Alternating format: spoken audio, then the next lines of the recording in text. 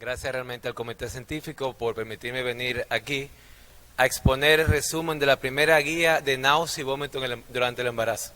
Realmente esta guía fue realizada y avalada por la Sociedad Dominicana de Ginecología y Obstetricia, por la Sociedad Dominicana de Medicina Perinatal, en el cual participamos pasados presidentes actuales, incluyendo una pediatra, que es la doctora Joana Grullón, en el cual hablamos un poquito de la repercusión neonatal y perinatal en ese periodo con esa patología. Nuestro objetivo principal, cuando elaboramos nuestras guías, nuestra revisión, es conocer realmente lo que es la definición de lo que es náusea y vómito durante el embarazo, de entender bien lo que es la hiperemexia y cómo afecta esta a la reproducción materno-fetal, incluyendo las bases fisiológicas para el inicio del buen tratamiento, identificar cuáles son los factores de riesgo que intervienen en lo que tiene que ver esta patología y sobre todo anticipar las complicaciones que se puedan presentar durante la náusea y vómito. La náusea y vómito durante el embarazo, desde que somos internos, preinternos, sabemos realmente que sabemos tratarla y sabemos bien lo que tenemos que hacer. Y la vemos tan común, esta patología tan común, que casi se considera fisiológica, que afecta a gran parte de la población, tanto así que lo puede realmente afectar lo que es la parte de su salud física, como su accidente laboral y la parte psicológica de la paciente. Ocurre aproximadamente entre un 70 y un 80% de los embarazos, mayormente ocurre en el primer trimestre. Tiene una frecuencia mayor de aparición en la mañana y habitualmente no afecta a lo que tiene que ver el día a día de la paciente. Usualmente a la paciente que le afecta náusea y vómito puede seguir su día a día. Y la mayoría desaparecen ya cuando llegan al segundo trimestre de embarazo y ocasionan síntomas que pudieran afectar lo que tiene que ver, como dije anteriormente, la parte social, la laboral, ocasionando lo que tiene que ver disminución de su productividad laboral y efectos económicos en esa paciente o en el empleador, si es una empleada asalariada. Su prevalencia aproximadamente es entre un 50 y 80% para las náuseas y un 50% para vómito junto con la arcada. Es más frecuente en países occidentales y en poblaciones urbanas. Realmente es muy poco frecuente en los países africanos y en poblaciones asiáticas. Realmente esos factores sociodemográficos no explican una variación racial o étnica en la prevalencia de esa enfermedad, pero sí se puede presentar por sí sola en un 75% del embarazo y entre un 35 a un 50% de estas se puede presentar junto con los otros síntomas que pueden ser arcadas, náuseas y realmente los vómitos per se.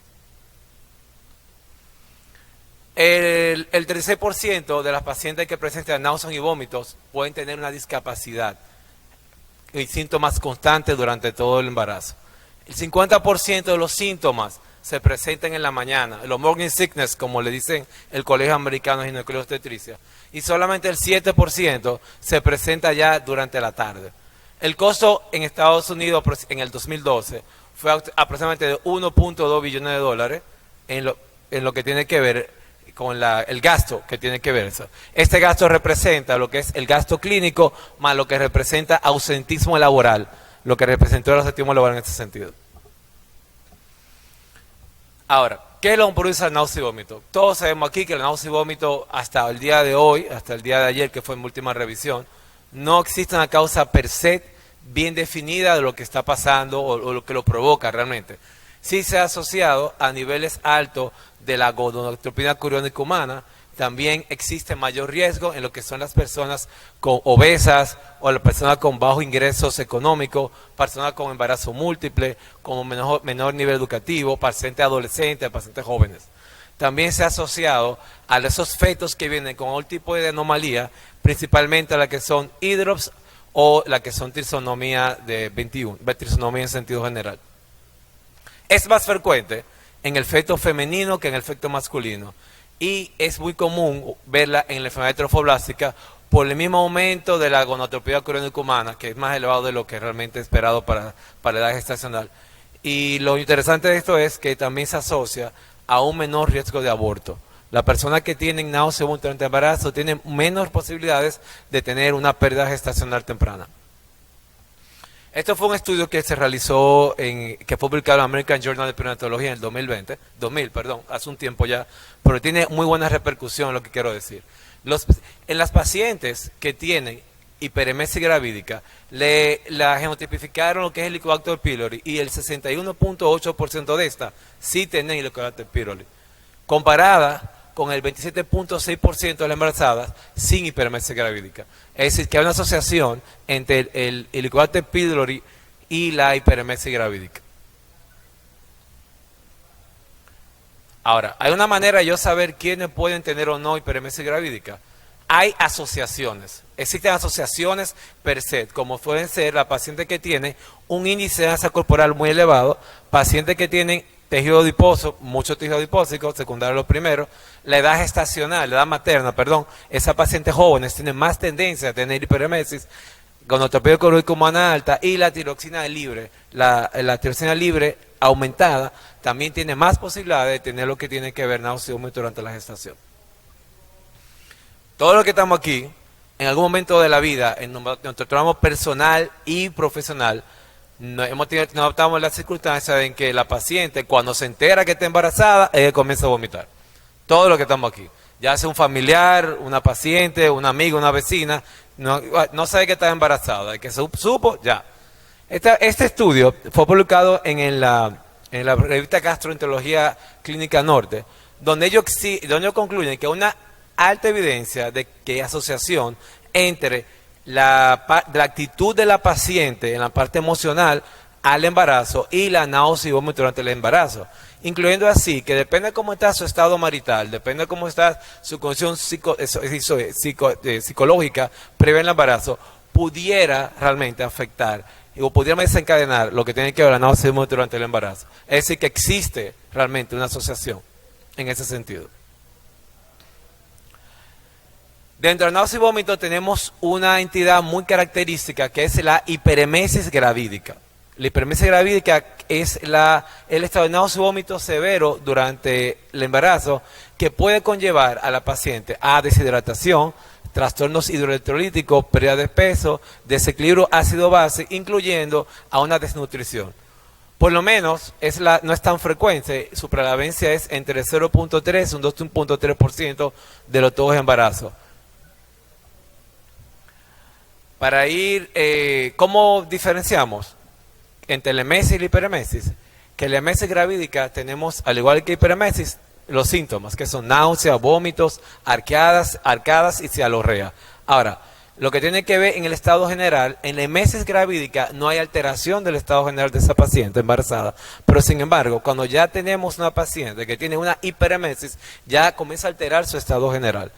En la emesis no existe, no impide lo que es la correcta alimentación de los micro y macronutrientes necesarios a esa embarazada. Sin embargo, en la hiperemesis gravídica sí, comienza lo que es a la alimentación incorrecta en esta paciente, pudiendo llegar a perder hasta el 5% de su peso.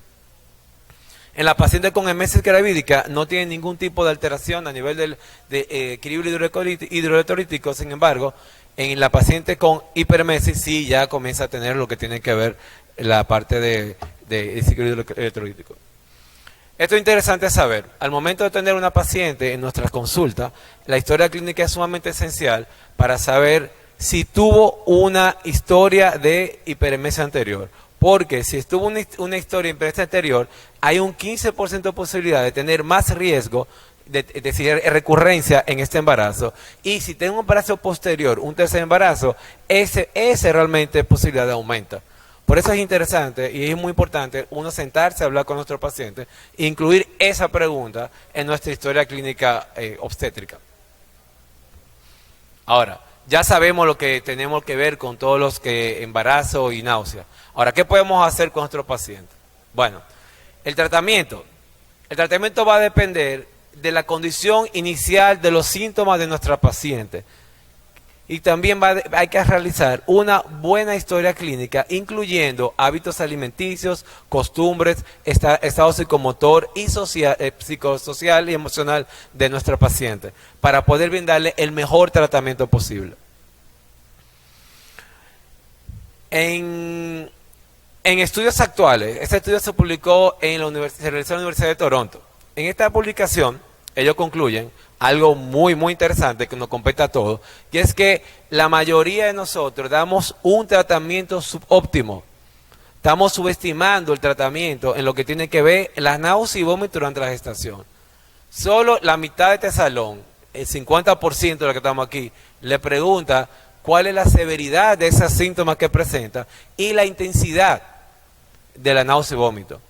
Más aún, el 25%, un cuarto de los que estamos aquí, solamente pregunta si la náusea y vómito, lo que está pasando, si ese estado que está pasando, le interfiere con su día a día o con su trabajo. Y solo el 27% de nosotros que estamos aquí le ofrecemos un tratamiento adecuado farmacológico al paciente. Estamos realmente subestimando esta patología. Lo que tenemos que hacer es parar esa náusea y vómito. El objetivo del tratamiento que queremos brindar a nuestro paciente es para mejorar su parte sintomatológica y que tenga mejor confort la paciente. Una nutrición óptima para la madre y el feto. Nosotros sabemos cómo repercute la buena alimentación en ese producto, en ese feto que está desarrollando, a mediado y a corto plazo y a largo plazo. Hay menos riesgo de cualquier tipo de complicación materna y fetal. También ayuda a lo que tiene que ver el beneficio psicológico de esa paciente que está pasando por esa patología. Hay menos ausentismo laboral y sobre todo una mayor facilidad en el manejo de sus actividades que viene del día a día relacionado con su hogar y su familia. Ese es el objetivo que nosotros tenemos que tener para brindar un buen tratamiento a los pacientes. Ahora, el tratamiento se puede dividir en dos partes, lo que es el tratamiento farmacológico y el no farmacológico. En tratamiento no farmacológico, lo ideal sería mantener una adecuada hidratación entre más o menos entre 1.5 a 2 litros de agua en un día. Se le puede suministrar jengibre, una lasca de jengibre, la hoja de menta. En Bolivia usan la hoja de coca para realmente disminuir lo que tiene que ver la náusea durante la gestación. Es recomendable separar lo que tiene que ver lo líquido de lo sólido para evitar el retraso de la digestión. Porque cuando tú comes y bebes al mismo tiempo, la digestión se hace un poquito más lenta, se subdestiende más al estómago y puede tener más posibilidad de lo que tiene que ver el estímulo del vómito. Evitar también que el estómago esté vacío. Tenemos que comer poca cantidad, varias veces al día, cada 2 horas aproximadamente, ingiriendo merienda, prácticamente que sean proteínas o frutos secos para evitar eso. Y sobre todo, tenemos que eliminar el alcohol y el cigarrillo para evitar, porque son irritativos, gastroirritativos. El vómito, aquí hacemos un pequeño paréntesis. El vómito no hay manera del señalador, pero nada. Como vemos en la diapositiva que está a su derecha, el centro el vómito está ubicado en la parte distal del bulbo raquídeo. Ahí llegan todas las líneas aferentes que son lo que le van a estimular. Y al lado tenemos lo que son los receptores, que pueden ser receptores de serotonina, dopamina, histamínico, muscarínico, en el centro del vómito, que son los que estimulan, estimula por cualquier situación que pasa en la corteza cerebral, a nivel estomacal, a nivel cerebral, cualquier estímulo que estimulan esos receptores para que producir el vómito. Entrando a la parte farmacológica, todos los medicamentos farmacológicos lo que inhiben son diferentes receptores del centro del vómito. Nosotros sabemos realmente lo que tenemos que hacer, como le dije anteriormente, desde que somos internos y intrainternos. Aquí tengo una lista de todos los medicamentos que utilizamos, que podemos mencionar que está la priodixina, la doxilamina, antihistamínico, ondansetron, mesiclina, metoclopramida. Todo lo hemos utilizado, no tiene tutía. Pero nosotros queremos resaltar que el único tratamiento que es categoría A en el náusea y vómito durante la gestación es la piridoxina y la doxilamina. Si nosotros tenemos una oportunidad de tener adquisición a mano, realmente, brindar la oportunidad a nuestros pacientes de tener lo mejor, ¿por qué no utilizarlo? Así que vemos. ¿Pero qué es la piridoxina? La piridoxina pertenece al complejo B, es de categoría A totalmente en el embarazo y ha sido utilizada desde el año 1942 con lo que tiene que ver el tratamiento de náusea y vómito durante la gestación y se ha demostrado hace muchos años que no es teratogénico. La oxilamina es un antihistamínico, antiemético, sedante de primera generación. Inhibe la acción de la histamina bloqueando el receptor H1 y actúa de manera indirecta en la parte vestibular. Tiene efecto inhibitorio en lo que tiene que ver los receptores muscarínicos, reduciendo lo que tiene que ver el estímulo del vómito a nivel estomacal. Y su toxicidad es demasiado alta, son dosis muy altas, así que la toxicidad es muy extraña en ese sentido. La combinación de la doxilamina y la prodixina en el e-bulletin del New England Journal of Medicine del 2010, fue la última vez que hicieron el e-bulletin en náusea y vómito durante la gestación. Ellos hicieron una revisión en el cual concluyen que es la terapia número 1 en el que te queda el tratamiento de náusea y vómito, con un nivel de riesgo A, es decir, que puede utilizarse sin ninguna eventualidad y no causa teratogenicidad. Eso es un resumen de lo que acabo de decir. El American Congress de Estados Unidos también recomienda que la utilización de combinación de doxilamina más piridoxina en el embarazo no es teratogénico y se puede utilizar de manera sin ningún tipo de eventualidad. Aquí podemos ver, de las pocas afirmaciones que podemos ver en medicina, que estamos realmente todos de acuerdo, las principales sociedades, es esa. Siempre hay un dilema de escuela y siempre hay un estudio que contradice el otro, como si se usa este medicamento o se usa el otro. Ahí podemos ver que las principales sociedades mundiales sí recomiendan el uso de piridoxina más doxilamina como tratamiento de primera línea durante la gestación para combatir el náusea y vómito. Ahí tenemos todo, incluyendo una organización sin fines de lucro que se llama Organización que Estudia la Teratogenicidad.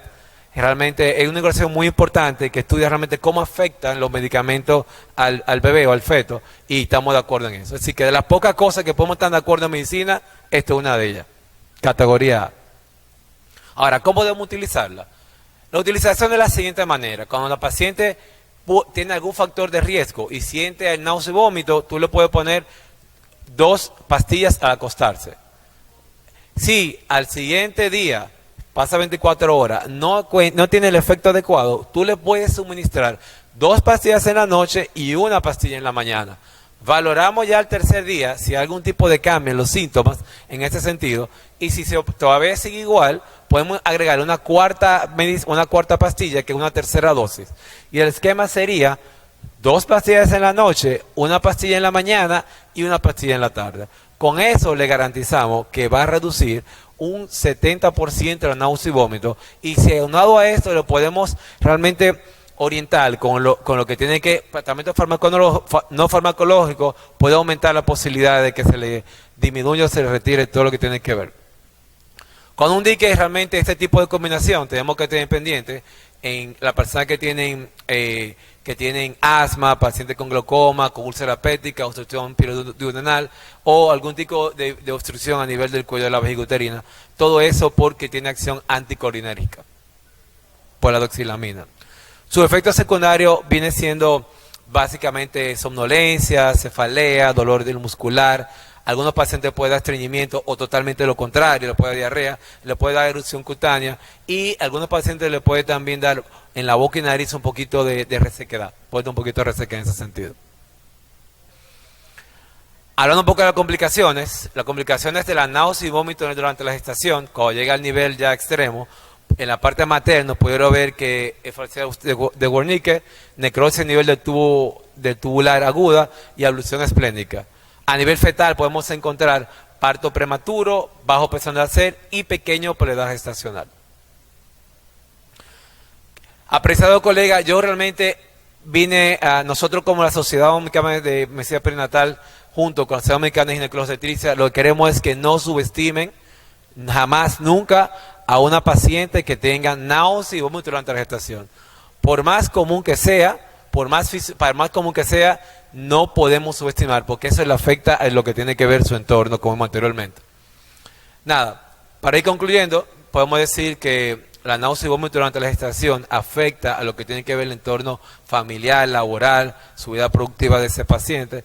Representa aproximadamente 43,000 alta hospitalaria y más de 500 millones en costos de hospitales. La otra vez fue incluyendo la parte de producción. Esto es solamente lo que tienen con los hospitales en Estados Unidos.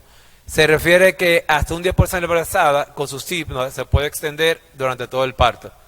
Un tratamiento adecuado de náusea y vómito durante la gestación disminuye el riesgo materno-fetal, y la combinación de doxilamina más piroxicina es la recomendación número 1. La FDA lo prefiere como A durante la gestación. Por eso yo le exhorto a que utilicen lo mejor que pueden darle a sus pacientes. Muchas gracias.